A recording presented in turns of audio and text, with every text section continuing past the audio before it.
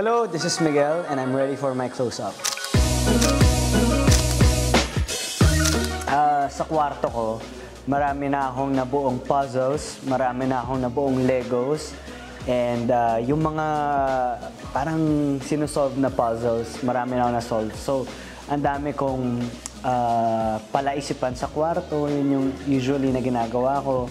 And may mga Gundams na rin ako nabuo, so sobrang dami niya. Yung iba nakatambak na lang sa loob ng box. Tinatanong nila ako kung anong number ko. Hindi, joke lang. Hindi, madalas kasi sa set, kunyari, tanong nila, kaya ba? Kaya ba?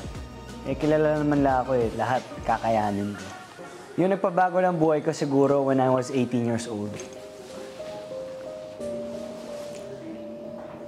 Kasi, start ako mag-travel ng 18 years old. Naiyak. Nung 18 years old ako, ang gift ko sa sarili ko ay ang mag-travel ng mag-isa. Solo traveler. Yun yung isang malaking part na bumubuo ng kung sino ako ngayon. Is yung mga travels ko.